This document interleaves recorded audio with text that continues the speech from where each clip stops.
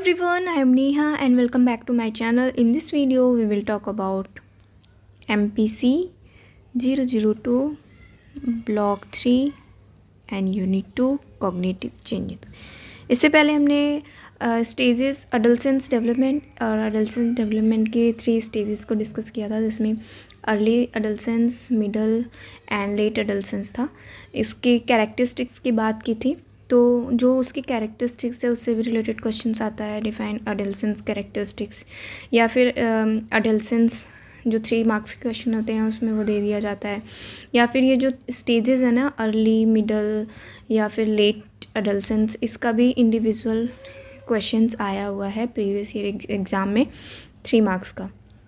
तो आप उसको अच्छे से प्रिपेयर कर लेना. In this video we will discuss about cognitive changes in adolescence. ठीक है, किस तरीके के कॉग्निटिव चेंजेस होते हैं. सो स्टार्ट करने से पहले अगर मेरी वीडियो पसंद आए तो प्लीज़ लाइक करना, अपने दोस्तों के साथ शेयर करना, और मेरे चैनल पे नए हैं तो प्लीज़ मेरे चैनल को सब्सक्राइब करना for more video. So let's begin the topic. So जैसा कि आप सभी लोग जानते हैं कि जो कॉग्निटिव डेवलपमेंट की थ्योरी दी थी वो दी थी जीन पियाजे ने.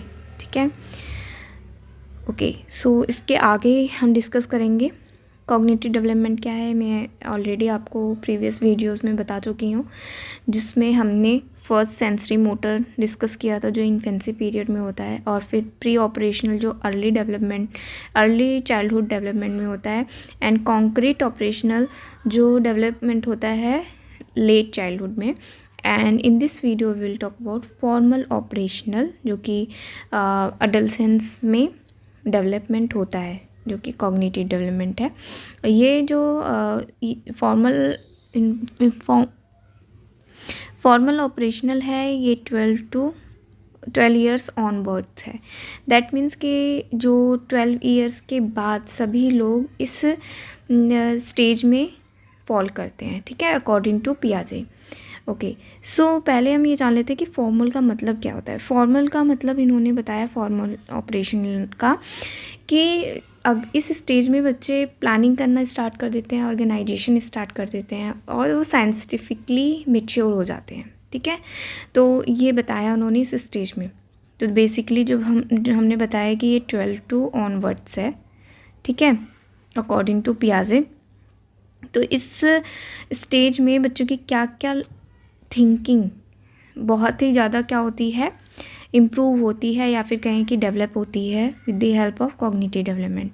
तो सबसे पहला पॉइंट है कॉन्सेप्चुअलाइजिंग बैलेंस. कॉन्सेप्चुअलाइजिंग बैलेंस हमने इससे प्रीवियस जो स्टेज पढ़ी थी उसमें कंजर्वेशन की बात की थी कि उसमें हाइट वेट के अकॉर्डिंग बच्चे अभी थोड़े से कंफ्यूज होते हैं लिटिल बिट. अगर सेम ग्लास में इक्वल पानी रखा है और उसी पानी को हम किसी चाहे तो जार में रखें और उसको बच्चे को दिखाएं तो उन्हें लगेगा जो जार में रखा हुआ है वो जो दिख रहा है वही सही है, वेट और हाइट. तो इस एज में वो कन्फ्यूज़न उनकी दूर हो जाती है. ठीक है, अगर सेम ग्लास में इक्वल वाटर देते हैं और फिर एक ग्लास को हम कन्वर्ट कर देते हैं किसी ग्लास में, बॉटल में, जार में, और वो ज़्यादा शो होता है अकॉर्डिंग टू दिस, तो बच्चे समझ जाते हैं कि ये जो ग्लास का पानी है ना इक्वल है, ज़्यादा नहीं है. ठीक है, ओके.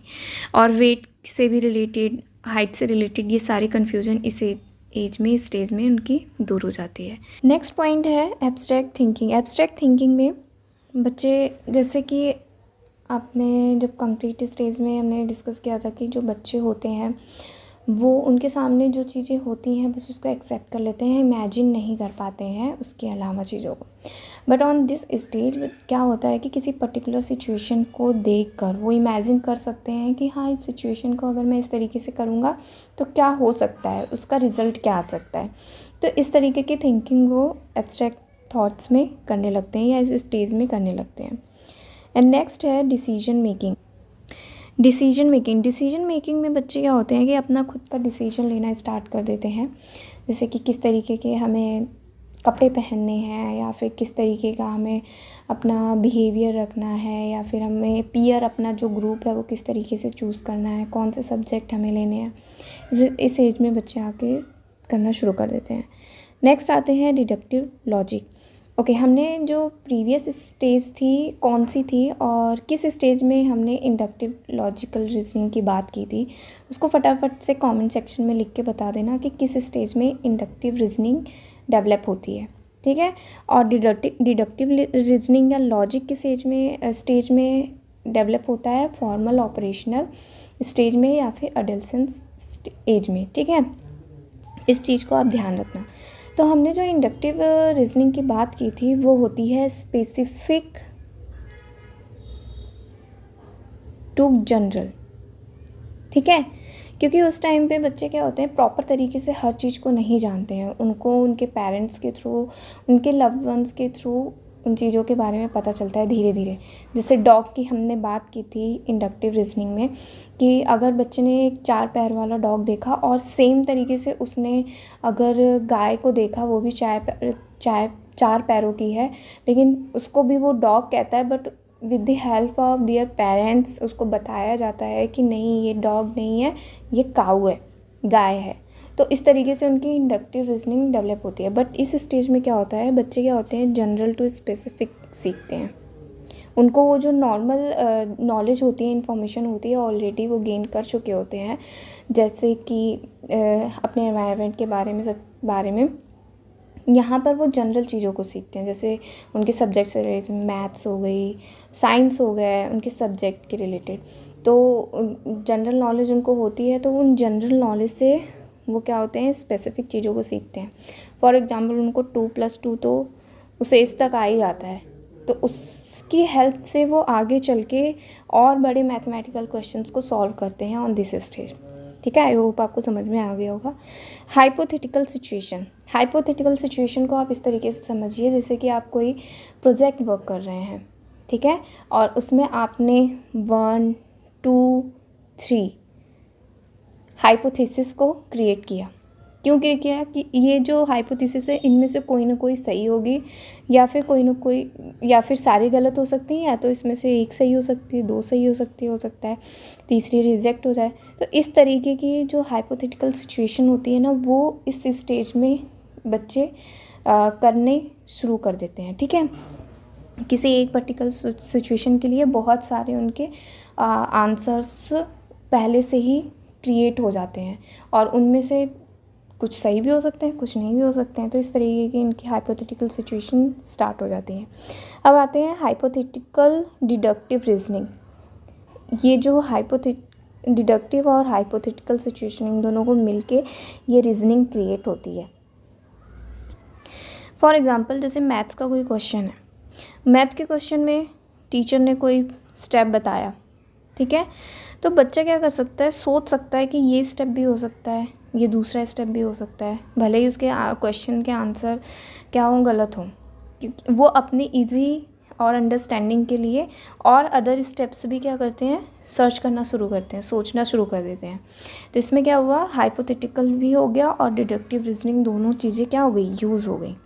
प्रॉब्लम सॉल्विंग, अब जब ये हाइपोथेटिकल और डिडक्टिव रीजनिंग में जो उसने स्टेप प्रोसीजर फॉलो किया, तो दैट मीन्स कि किसी प्रॉब्लम को सॉल्व करने की वो कोशिश कर रहा है और वो सॉल्व भी कर लेता है इस स्टेज तक अकॉर्डिंग टू पियाजे, तो प्रॉब्लम सॉल्विंग भी कर लेता है। सो नेक्स्ट है ड्राइंग कंक्लूजन एंड ओपिनियंस। तो किसी पर्टिकुलर सिचुएशन में कंक्लूजन देना स्टार्ट कर देते हैं, अपने ओपिनियंस देना स्टार्ट कर देते हैं।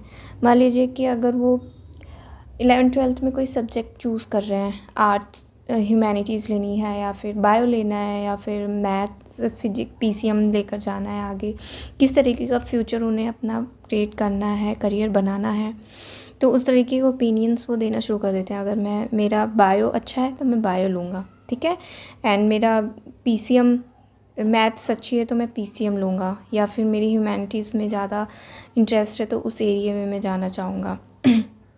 तो इस तरीके के ओपिनियन वो बना लेते हैं, और जब इन चीज़ों में से वो एक चीज़ सेलेक्ट करते हैं, दैट मीन्स कि वो कंक्लूज़न पे पहुंच गए। ये एक एग्जांपल है, इसी से रिलेटेड किसी भी पर्टिकुलर सिचुएशन में वो अपना कंक्लूज़न और ओपिनियन ड्रॉ करने लगते हैं, ठीक है, ओके। तो बेसिकली जो पियाजे का फॉर्मल ऑपरेशनल स्टेज है, उसमें क्या उन्होंने डिफ़ाइन किया है कि is marked by abstract thinking and reasoning, it allows for argument, planning, conceptual reasoning, planning करते हैं अपने फ्यूचर की, ठीक है। और आर्ग्यूमेंट भी होता है, जिस तरीके से उनका मोरल डेवलपमेंट, इमोशनल डेवलपमेंट होता है पेरेंट्स के थ्रू।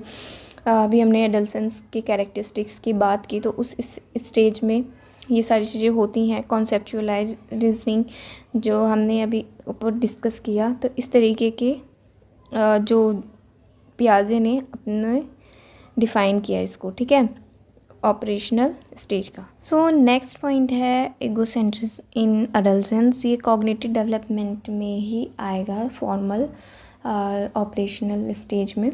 आप इसको भी एग्ज़ाम में ऐड करना ज़रूर, ठीक है। तो ये बहुत ही इम्पॉर्टेंट आस्पेक्ट है जो कि कंट्रीब्यूट करता है एडolescence पीरियड इन एडolescent इगोसेंट्रिज्म को, ठीक है। इसमें बच्चे खुद का ये बिलीव्स एक सिस्टम कैरी करते हैं और ख़ुद को एक स्पेशल एंड यूनिक कंसिडर करते हैं, ठीक है।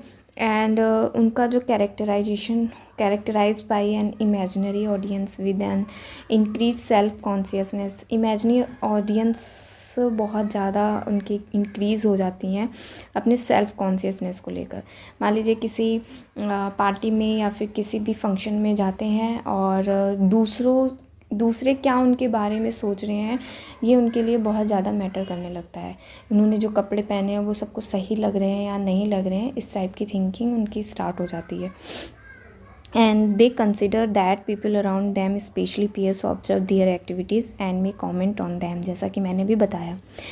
और क्या उनके बारे में लोग सोचते हैं, उनके अपीयरेंस के बारे में, एवरीथिंग रिलेटेड टू देमसेल्व्स, क्या लोग सोचते हैं, वो उस चीज़ को बहुत ही ज़्यादा कंसिडर करने लगते हैं, ठीक है। एक्सट्रीमली कॉन्शियस हो जाते हैं इस चीज़ के लिए।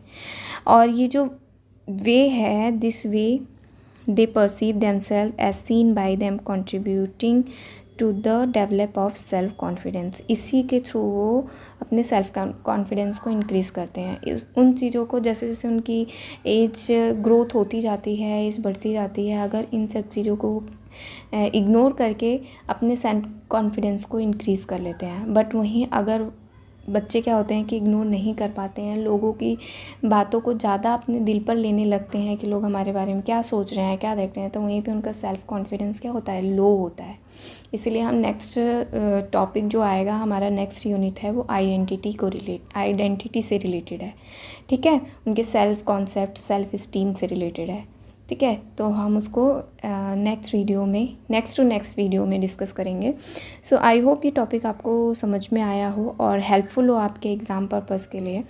सो ऐसे ही मेरी वीडियोस को देखते रहिए और अपने फीडबैक जो है वो कमेंट सेक्शन में ज़रूर दीजिएगा और मेरी वीडियोस को देखते रहिए। Thanks for watching.